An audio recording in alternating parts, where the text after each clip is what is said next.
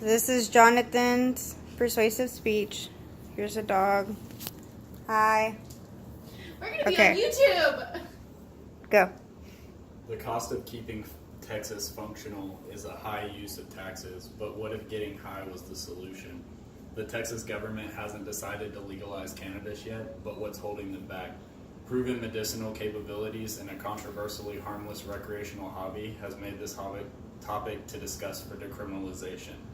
Cannabis users in the U.S. spend $53 billion a year obtaining marijuana through illegal sources to use recreational.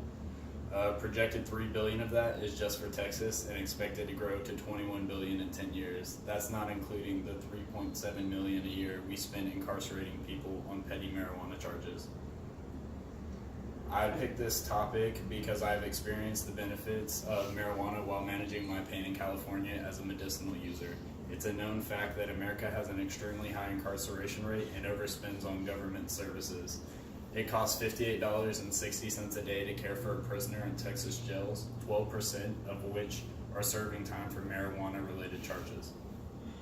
About 98% of Texas in 2016 marijuana arrests were for possession as opposed to more serious distribution-related criminal offenses. This totals 63,720 arrests annually, costing the state almost $4 million in tax revenue every year. Moron, an economist from Harvard, estimates a saving of $7.7 billion annually nationwide on law enforcement with legalization of marijuana. The citizens who don't approve of recreational marijuana believe that it will create an increase in crime when statistics on incarceration rates are dropping in legalized states. This market is benefiting everyone around in the participating states.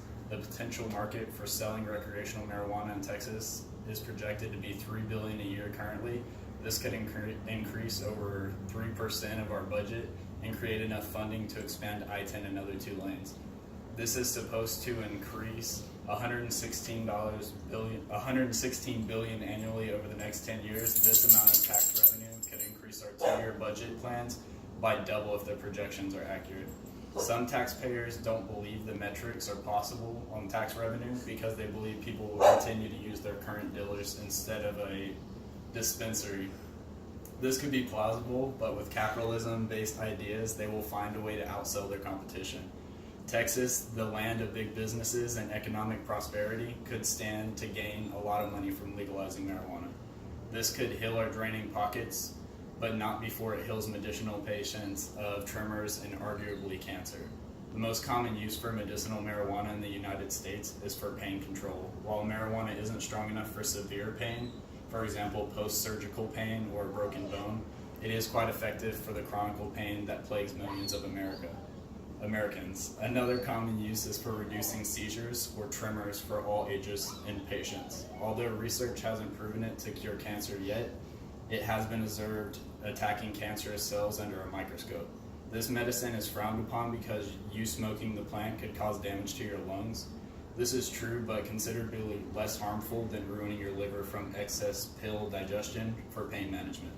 According to doctors, I have to insist that these points validate the correct direction of government should take with medicinal and recreational marijuana laws.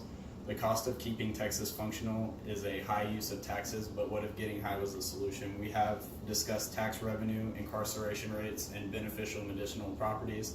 So what's stopping you from saving the world one puff at a time? That's it. We're still here.